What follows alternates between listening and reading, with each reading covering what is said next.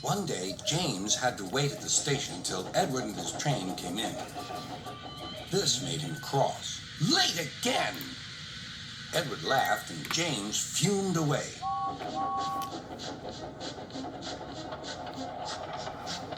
After James had finished his work, he went back to the yard and puffed onto the turntable.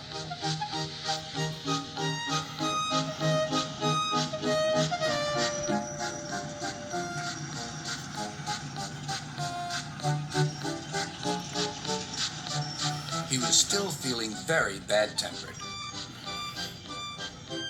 Edward is impossible, He grumbled to the others. he clanks about like a lot of old iron, and he is so slow, he makes us wait.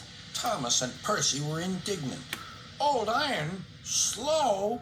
Why, Edward could beat you in a race any day. Really, said James. I should like to see him do it.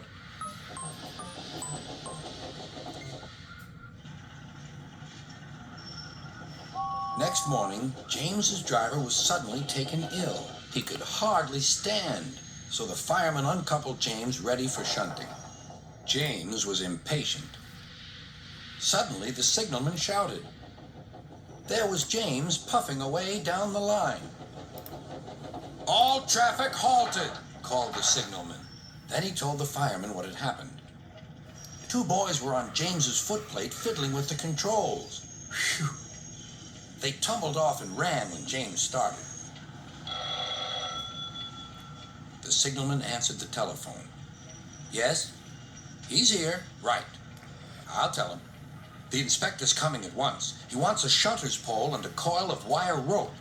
What for? Wondered the fireman. Search me, but you'd better get them quickly. The fireman was ready when Edward arrived.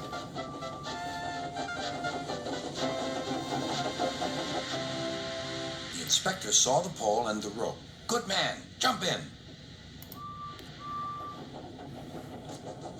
We'll catch him, puffed Edward. James was laughing.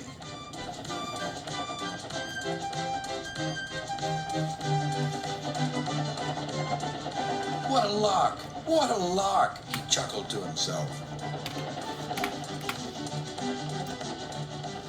Suddenly, he was going faster and faster. He realized that he had no driver. What shall I do? I can't stop. Help! Help! We're coming, called Edward.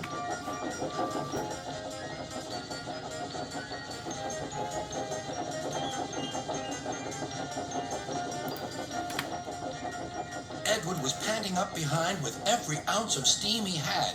At last, he caught up with James.